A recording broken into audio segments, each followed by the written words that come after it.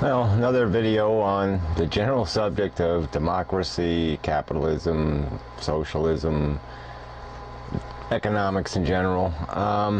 And it's a response to, Luke the Kook, but really isn't, just because he doesn't say anything anymore. Now he just does pontificating videos where he presumes himself so far above the rest of us in intelligence that we can't comprehend his argument. His argumentation is just so advanced that it's above us all, and so he's going to have to explain economics to us. And he can't do it so far. 2 10-minute videos, the last two have just been a waste of time, and they did a couple of shorter videos just saying nonsense, more nonsense, as if one of them was some claim about yes, democracy is useful, but it's not a moral tool or the rest of it. Well, of course it's not. It's a social contract, butthead. People make an agreement, to have a democracy, to have a forum, to have a arena for this thing we call dispute resolution. And it begins with democracy. That's how the resolution is reached. And through democracy, people's beliefs and intents are represented, and then those representatives duke it out and compromise, and you end up with an end, and an end that is hopefully based on the will of the people. And obviously your democracy is only going to be as good as your people, and our people aren't very good. That's just the bottom line. And so we complain that government sucks, but government is a reflection of our own apathy and our own inability to, in my opinion, have the common sense required to create a government that's accountable. It's really not that complicated, and I've seen it. I mean, I've lived it, so I have the evidence. I have the demonstrable proof of where the flaws are, and the flaw is in the people. I mean, you can see it, and even I'll give you one quick example. Our town,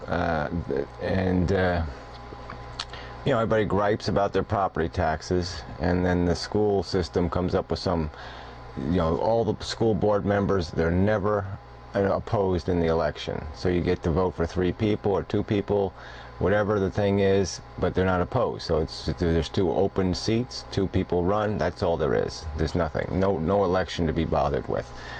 And then second, their budget is always something given to the voters to vote for on a referendum. Even though they're off-season elections, still more than 25% of the people should show up to vote, but they don't. But you're talking about huge budgets. A town of 5,000 people, a budget of $40 million. Well, $27 million annual budgets, but they had a capital budget, $40 million to do a bunch of improvements. $2 million music rooms, $750,000 tennis courts. And then people complain about their property taxes. 80% of their property taxes is for school funding, and so it's just a joke. It's moronic. It's idiotic. It's preposterous, the level of ignorance that exists out there, and it exists out there in minds like yours. These assholes who keep griping about government, but haven't spent the time required to understand how the system works. All they read is a bunch of simplistic conspiracy theory propaganda, and think, oh yeah, you just solved the problem by abolishing the IRS or some other nonsense, non-solution. So yeah, you've itemized nothing about what parts you say you will accept some measure of government. So apparently you're one of these monarchalists. I love this fucking terminology. It really does piss me off. You just invent these words to describe what you fucking believe in, and it's just crap, because they're completely they're not very descriptive terminology. Why don't you just say you believe in limited government? Why complicate it? But anyway, so yeah, describe the limitations. Describe how you're going to deal with the problems created. And like I said, democracy doesn't intend, the government system doesn't intend to do what's ethical or moral. It's a fucking contract between people. That's what's called civilization. And it's a way to deal with the fact that I hate your fucking guts. I think you're a useless piece of shit. I think your mind is full of crap. But I have to live here with you, you fucktard. And so our competing interests, our competing values, our competing intellects must somehow duke it out for who has power and who has control. And that's what government does. That's what a fucking democracy does. And I'm not advocating that I should have the fucking power. And I'm certainly not going to let you have the power. I'm your kind anyway. I'm not going to let a bunch of inheritance fuckers run my life. No fucking way. No, you're not while I'm breathing anyway. I'm not going to do it willfully. Yeah, I'll jump in front of that fucking tank. Because we've already gone way too far over that fucking line. And so let's talk about economic theory. How much time do I got? Okay, plenty of time. What the fuck are we trying to accomplish? You draw lines like capitalism versus socialism. You call all government socialism. You know, it's just a slander. It's just bullshit. What's the fucking point? We're trying to design a system that encourages people to be as productive as possible. That's all, right? That's the bottom line. We're trying to create efficient human beings.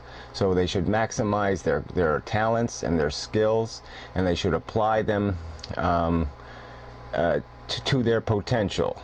Okay, but without exploitation. We want to put people in a constant mode where they're chasing a carrot. We don't want to be whipping anybody into that productivity. So that's the whole notion of a civil society that says, yes, we're not going to enslave people for wages they can't even live on, because we're just going to exploit their desperation. That is slavery. When you exploit desperation, it's the same damn thing. You might as well have them in chains, because the chains are their desperation. The chains are their hungry kids. Their chains are their unsatisfied wife. That's the fucking chain. And you're just taking advantage of it. So it's the same thing as slavery. And so, in my opinion, no ethical or decent economic system can take advantage of that.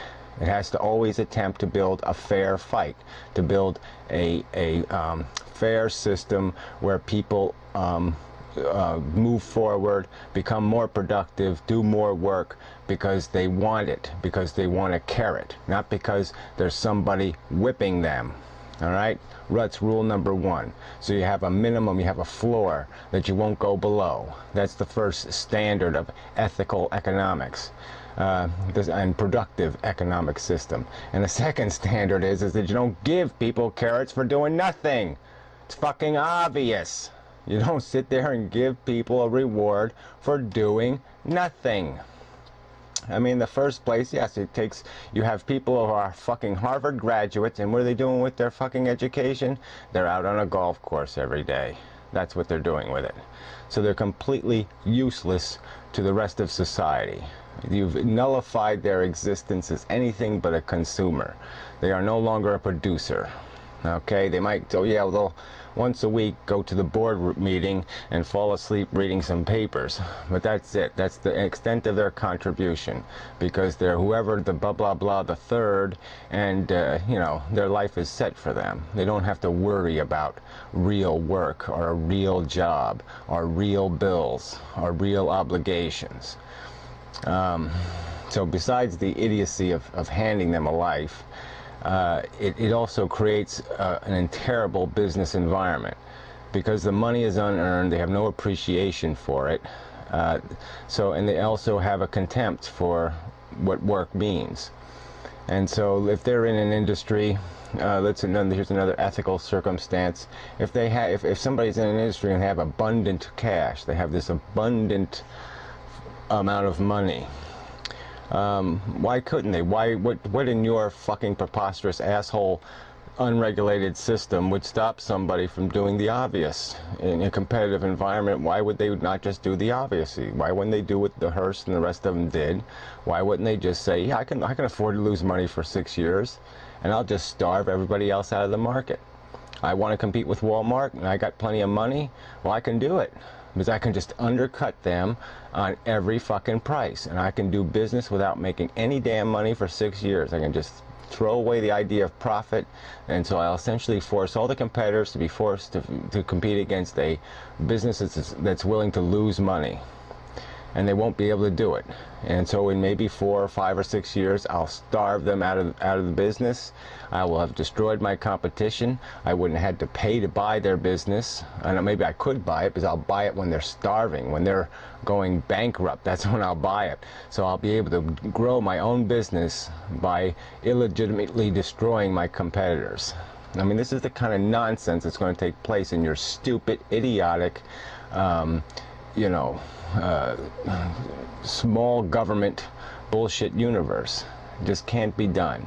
And economics it's a system, damn it, and you have to sit there and design to the system. You have to design to the humans in the system and to the circumstances that those environments create.